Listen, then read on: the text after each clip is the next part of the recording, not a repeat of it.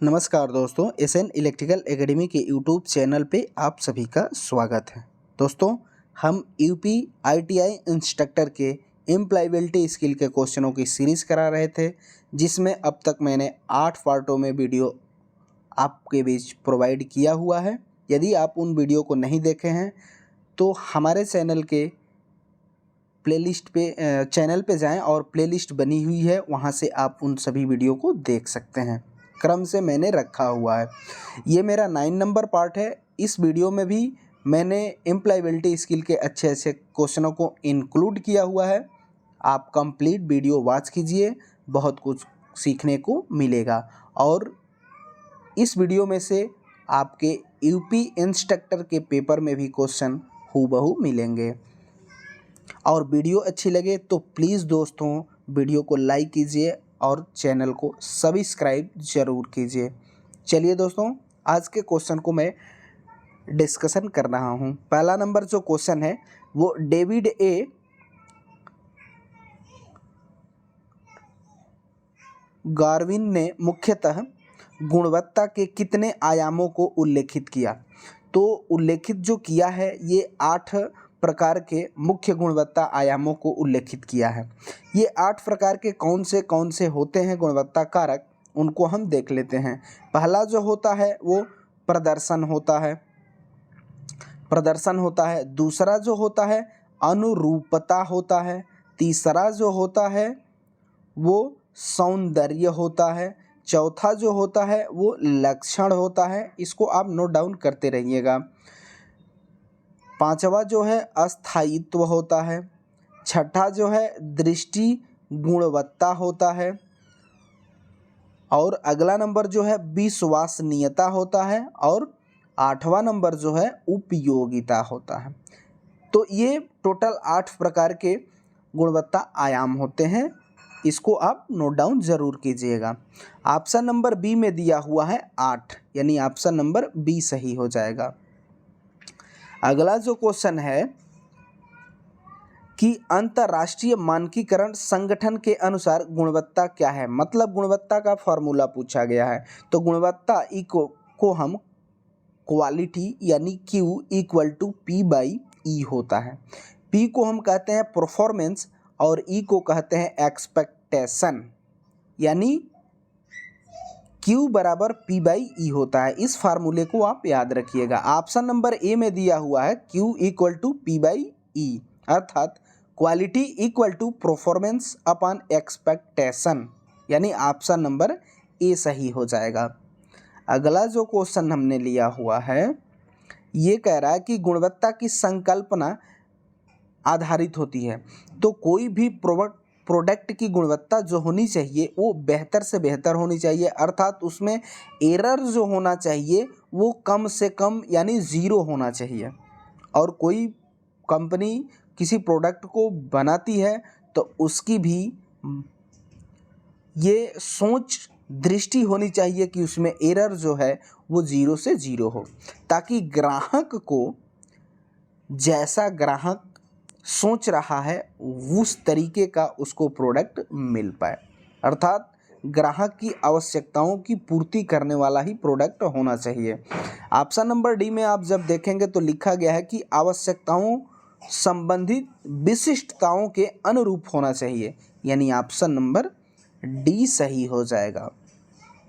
अगला जो number question है वो गुणवत्ता इनमें से किसकी धोतक होती है। गुणवत्ता का क्या मेन उद्देश्य होता है कि अगर हम किसी प्रोडक्ट की गुणवत्ता बेहतर करते हैं तो उसके मार्केट में क्या क्या परफॉर्मेंस होंगे, तो उस उत्पाद की विशेषता एक अलग हो जाएगी, अलग पहचान हो जाएगी। और दूसरा कि मार्केट में व्यापार में सफलता का एक मार्ग बन जाएगा।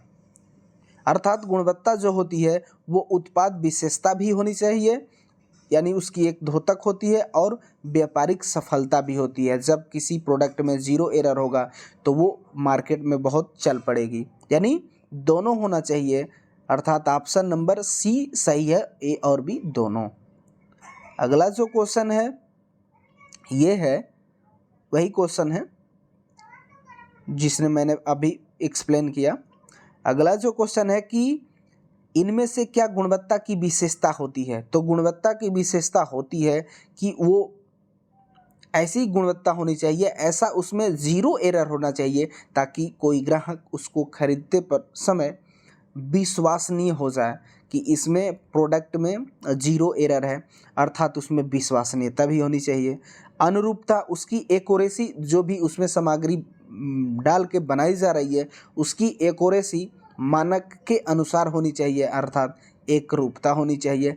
अस्थायित्व, वह प्रभावों से अप्रभावित होना चाहिए, अर्थात तीनों ऑप्शन होना चाहिए। विश्वसनीयता भी होनी चाहिए उस प्रोडक्ट में, अनुरूपता भी उस प्रोडक्ट में होना चाहिए और अस्थायित्व भी होना चाहिए, जल्दी प्रभावित नहीं होना चाहिए, अर्थात उपरोक्त सभी सही होगा। अगला जो क्वेश्चन है, 5S प्रक्रियाओं का मानकीकरण का आवश्यक उपकरण क्या है? 5S जो होता है ये हाउस कीपिंग से संबंधित होता है और इसमें 5S काम करते हैं, मतलब 1S 2S 3S 4S 5S और 5S। अब इसमें पहला जो होता है वो सॉर्ट होता है, दूसरा होता है सेट इन ऑर्डर होता है, तीसरा जो होता है वो साइन होता है, चौथा जो होता है स्टैंडर्डाइज होता है और छठा जो होता है सस्टेन होता है। तो ये क्रम है, इसमें पूछा जाता है कि 3 नंबर वाला एस क्या करेगा, तो ये साइन करता है। तो इस क्रम को आप याद रखिएगा। तब 5S के मानकीकरण में इसके अवयवों में क्या होता है कि दृष्टि संकेत भी होता है, कार्यक्रम चक्र चार्ट भी होता है और चेक लिस्ट भी होती है, अर्थात उपरोक्त तीनों होता है, यानी उपरोक्त सभी सही हो जाएगा। 5S का क्रम आप याद रखिएगा और 5D का भी क्रम याद रखिएगा, क्योंकि सिलेबस के अकॉर्डिंग फोकस किया गया है 5S और 5D पर। अब ये 5D कार्य प्रणाली में सम्मिलित नहीं है, तो पहले हम 5D का क्रम आपको बता देते हैं। 1D 2D 3D 4D और ये 5D हो जाएगा। पहला जो D इसमें होता है वो डिस्कवरी होता है, यानी खोज होता है। दूसरा जो डी होता है वो डिफिनेशन होता है, डिफिनेशन का मतलब परिभाषा होता है। तीसरा जो डी है वो डिज़ाइन होता है, डिज़ाइन आप समझ रहे हैं, डिज़ाइन तीसरे नंबर का डिज़ाइन से रिलेटेड होता है। चौथा जो होता है डेवलपमेंट होता है, विकास होता है, डेवलपमेंट होता है, विकास होता है, याद रखिएगा विकास। 4 नंबर वाला डेवलपमेंट विकास होता है और 5 नंबर का होता है डिलीवरी होता है, यानी वितरण होता है। तो ये 5D का क्रम आप याद रखिएगा, कॉपी में नोट डाउन कीजिएगा। यूपी इंस्ट्रक्टर के सिलेबस में आप देखिएगा तो 5S और 5D पर फोकस किया गया है, यानी इस पर ज़रूर क्वेश्चन बनेंगे। तो इसमें क्वेश्चन में कह रहा था कि सेट इन ऑर्डर जो है 5S के अंतर्गत आता है, 5S के अंतर्गत आता है और वो 2S को डिनोट करता है, सेट इन ऑर्डर, यानी ये नहीं होगा। खोज अभी बताए हम आपको, डिस्कवरी 1D का ही मानक है, पहले D का ही खोज होता है। दूसरा परिभाषा डिफिनेशन ये 2D का होता है और वितरण ये जो होता है 5D का होता है, अर्थात सेट इन ऑर्डर 5D में नहीं आता है और नहीं का ही पूछा है, इसलिए ऑप्शन नंबर ए सही हो जाएगा। दोस्तों उम्मीद करते हैं कि ये 5D और 5S आपको अच्छे से समझ में आए होंगे। फिर भी कोई भी प्रकार का डाउट हो जाता है तो हमें कमेंट बॉक्स में ज़रूर कमेंट कीजिएगा, हम आपको रिप्लाई ज़रूर देंगे। अगला क्वेश्चन है कि निम्न में क्या 5S प्रणाली का क्रम नहीं है? उसके क्रम को आप देखिए, अभी पिछले क्वेश्चन में हमने एक्सप्लेन किया। शॉर्ट ये पहला एस होता है, स्टैंडर्डाइज ये 4 नंबर का एस है, ये भी होता है। सस्टेन ये 5 नंबर का होता है, 5S वाला है, ये भी होता है। सबमिट नहीं होता है, अर्थात ऑप्शन नंबर डी जो है सबमिट, ये 5S के अंतर्गत नहीं आता है। अगला जो क्वेश्चन है कि गुणवत्ता वृत्त की संकल्पना किसने प्रस्तुत की थी? तो ये वृत्त होता है और इसी में आपके 5S आते हैं, जैसे कि 1S 2S 3S 4S 5S ऐसे आते हैं। तो ये जो गुणवत्ता विशेषज्ञ इशिकावा थे जो जापान के थे, उन्होंने इसको प्रस्तुत किया था, दिया था, जो कि ऑप्शन नंबर ए में दिया हुआ है इशिकावा। तो ये गुणवत्ता चार्ट जो है 5S के अंतर्गत ही आता है और ये जो दिए थे वो इशिकावा ने दिया था। ये जापान के गुणवत्ता विशेषज्ञ थे, अर्थात ऑप्शन नंबर ए सही हो जाएगा। नेक्स्ट क्वेश्चन, फिशबोन चित्र संबंधित होता है। फिशबोन चित्र जो ये डायग्राम होता है, ये डायग्राम जिन्होंने दिया था इशिकावा ने ही दिया था और इशिकावा डायग्राम भी कहा जाता है और इसका दूसरा नाम काज एंड इफेक्ट डायग्राम भी कहा जाता है और इसी का दूसरा नाम फिशबोन डायग्राम भी कहा जाता है। इसमें कारण और प्रभाव की व्याख्या की गई है। ग्राहकों, ऑप्शन जो ए है ग्राहकों की आवश्यकता से नहीं, बी जो है कारण एवं प्रभावों से, अर्थात फिशबोन डायग्राम की कहिए या इसी को हम इशिकावा का डायग्राम कहते हैं या इसी को काज एंड इफेक्ट डायग्राम कहते हैं। इसको 3 नामों से जाना जाता है और ये कारण एवं प्रभावों से संबंधित होता है, अर्थात ऑप्शन नंबर बी सही हो जाएगा। नेक्स्ट क्वेश्चन कि पीडीसीए चक्र में ए क्या है? पीडीसीए को आप कंप्लीट देख लीजिए।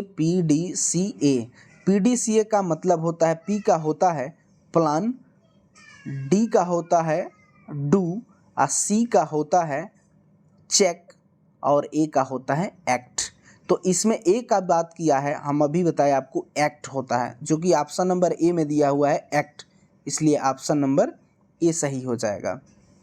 इसके क्रम को याद रखिएगा, इसका क्रम भी पूछा जाता है। यहाँ पे अभी आ गया क्वेश्चन, पीडीसीए क्या दर्शाता है, यानी प्लान, डू, चेक, एक्ट, जो कि ऑप्शन नंबर बी में दिया हुआ है, इसलिए ऑप्शन नंबर बी सही हो जाएगा।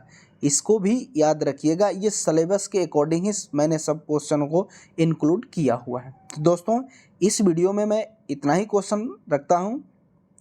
इसका अगला नेक्स्ट पार्ट बहुत जल्द आपके बीच लाऊंगा और वीडियो अच्छी लगी हो तो वीडियो को लाइक करें, चैनल को सब्सक्राइब करें और यदि आप इस चैनल पर नए हैं और अभी तक चैनल को सब्सक्राइब नहीं किया हुआ है तो प्लीज़ दोस्तों चैनल को सब्सक्राइब कर लें। तो इस वीडियो में बस इतना ही, तब तक के लिए बाय बाय, टेक केयर।